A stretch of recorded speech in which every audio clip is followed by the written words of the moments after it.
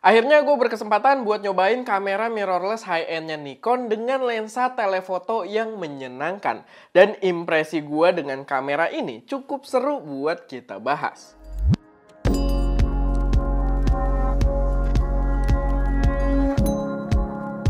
Halo semuanya, selamat datang di channel SM Media dengan gue Erwin. Dan pada video kali ini gue pengen bahas experience gue nyobain kamera mirrorless Nikon Z8 yang kemarin itu dipasangin dengan lensa 400mm f4.5 yang menurut gue bakal seru banget buat kita angkat karena ya dari experience gue memang memberikan kesan yang cukup menarik.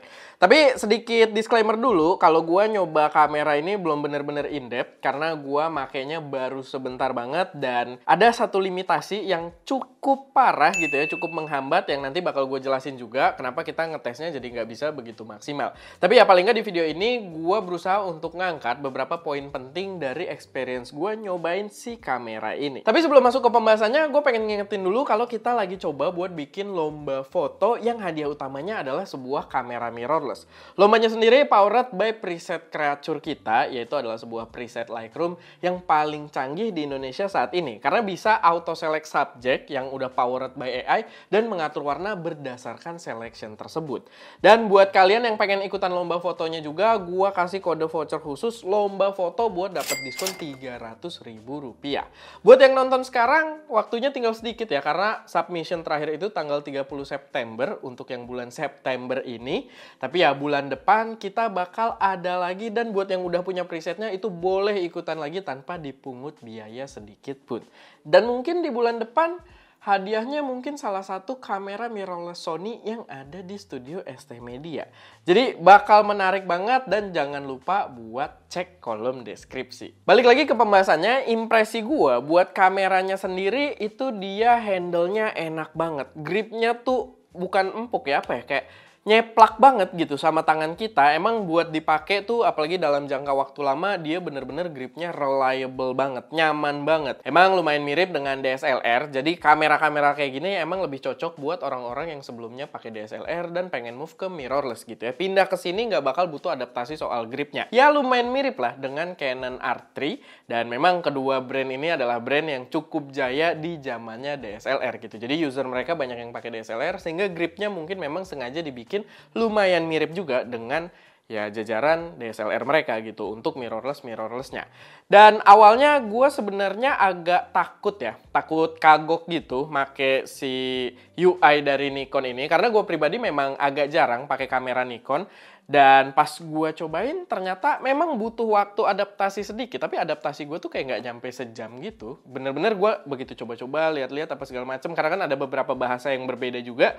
Dan ya udah sebenarnya nggak sesulit itu juga gitu. Nggak kayak jajaran Sony zaman dulu ya. Yang layarnya tuh bener-bener susah banget. Di sini masih intuitif dan masih enak banget buat kita operasikan gitu. Nggak terlalu overwhelming. Jadi kemarin itu gue sempet coba kamera ini dengan si lensa telefoto tadi. Gue coba untuk berding-berding lucu aja gitu ya. Nggak terlalu serius di daerah peak. Dan yang gue rasain si Z8 dengan lensa 400mm f4.5 tadi.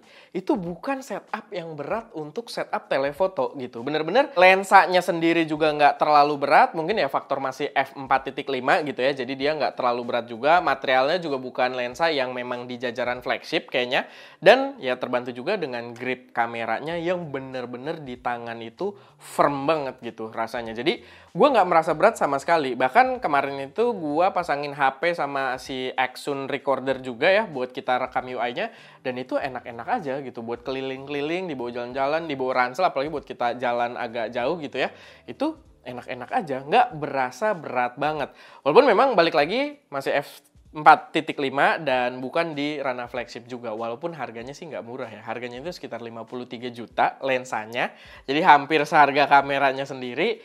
Tapi untuk dapat konteks besarnya, dia punya juga versi yang lebih flagshipnya gitu. Jadi 53 juta tersebut sebenarnya emang buat telefoto kamera full frame, ya hitungannya cukup affordable gitu. Karena kalau kalian lihat yang versi flagshipnya, 400mm f1.2-nya Nikon, itu harganya 230-an juta kayaknya. gitu ya. Jadi ya itu sedikit gambaran aja yang menurut gua 400 f4.5 dengan Nikon Z8 ini buat kalian yang baru mulai gitu ya, pengen foto-foto wildlife fotografi, ya masih sangat make sense gitu. Masih sangat menarik, apalagi dari segi harga yang masih oke, dan ya buat kita bawa-bawa juga masih forgiving gitu. Setupnya nggak yang membutuhkan tenaga banget. Gue suka banget di kamera ini, pas gue coba kemarin, dia punya feature untuk pengaturan kotak atau area autofocus itu yang cukup fleksibel. Dibandingkan brand lain yang kotaknya itu bisa kita gedein lalu kita pindahin. Sedangkan di sini kita bisa atur bentuk kotaknya tuh fleksibel, bisa panjangnya doang kita tambah atau tingginya. Itu mungkin bakal kepake banget buat teman-teman yang emang se-strict itu masalah komposisi. Jadi ya menurut gue itu jadi additional yang bagus juga dibandingkan kamera-kamera lain yang pernah gue coba.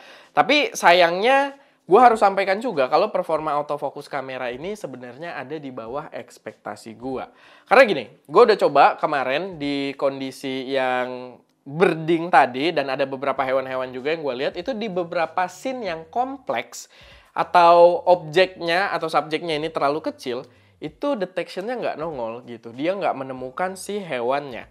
Jadi kalau misalkan yang agak kompleks tuh, kalau nggak salah gue ada moto monyet ya, dan itu ada dedaunan gitu, dia ada beberapa kali nemu, tapi banyak yang nggak nemunya juga. Sama ketika burungnya terlalu jauh, dia juga nggak nemu untuk detection autofocusnya gitu. Jadi ya nggak seperti ekspektasi gue untuk jajaran Z8 gitu ya. Walaupun memang kalau dibandingkan dengan Fujifilm yang kita pakai, sebenarnya dia agak lebih bagus untuk autofocus fotonya ya. Kita baru coba di situ juga.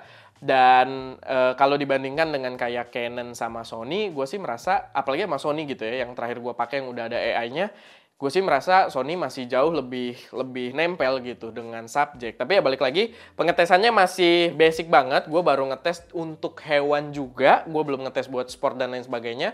Mungkin dia bakal lebih bagus gitu di situ. Tapi ya itu sedikit input yang bisa gue sampaikan. Dan gue juga belum ngecek firmware ya di sini, apakah udah pakai firmware terbaru atau belum. Tapi itu yang gue rasain kemarin pas motret di daerah P. Sama sebenarnya di pengetesan gue ini kita juga belum bener-bener maksimal karena kita punya limitasi, kita nggak ada memory card CF Express Type B.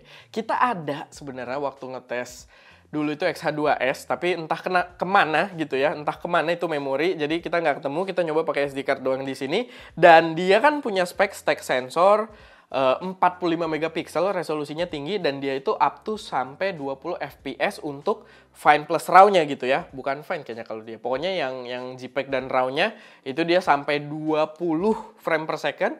Cuman pas kita tes karena memori kita lelet, jadi ya nunggu gitu, nunggu. Jadi untuk momen kita nggak terlalu maksimal di situ, sehingga ya gue sih kayaknya harus invest untuk CF Express Type B juga ke depannya buat pengetesan yang lebih maksimalnya. Tapi gue rasa dari pengetesan kemarin di daerah Peak, gue sih dapat momen foto-foto yang menurut gue lumayan oke juga, apalagi ditambahin dengan preset creature kita gitu ya, warnanya jadi kelihatan cakep. Cuman memang gue ngerasa di ranah full frame gitu ya, itu lensa 400 kayaknya masih nggak begitu jauh ya buat ngambil foto-foto ya kayak birding atau hewan-hewan yang jaraknya agak jauh gitu. Jadi kayaknya mungkin butuh yang agak lebih jauh lagi. Tapi ya balik lagi, itu mungkin subjektif di gua aja. Tapi itu gua merasa agak kurang gitu di 400 mm. Dan ini bukan terkait dengan brand Nikon sendiri. Jadi yang gua rasain, oh berarti di ranah full frame, framing 400 seperti itu. Cuman memang lumayan kebantu dengan kamera ini punya resolusi yang tinggi di 45 megapiksel. Karena kalau kita bandingkan dengan Canon, itu dia di R3-nya masih di 24 megapiksel.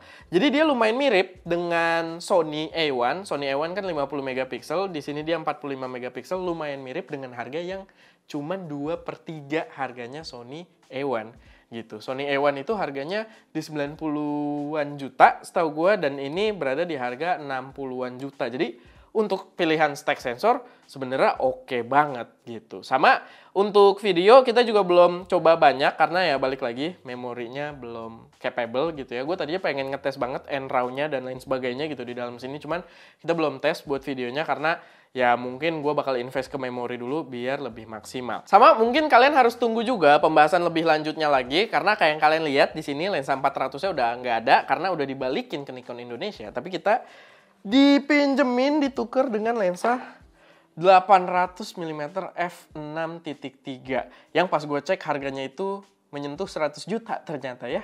Tapi ya ini bakal menarik banget. Gua mungkin nggak kasih lihat dulu di sini, atau ya mungkin nggak apa-apa lah. Sneak peek dikit.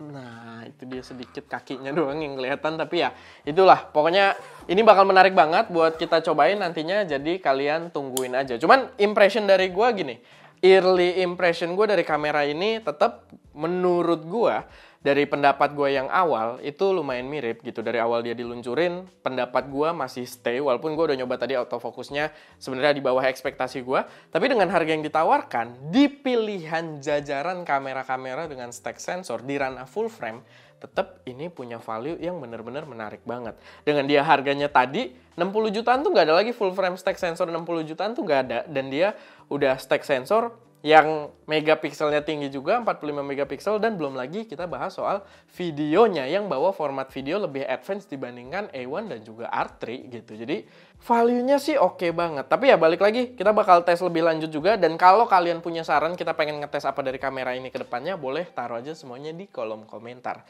Dan ya, paling itu aja sih sedikit video gua buat di kali ini. Buat sedikit impression dari Nikon Z8 dan juga lensa 400 mm. Kalau ada koreksi, saran, atau pertanyaan, silahkan taruh aja semuanya di kolom komentar.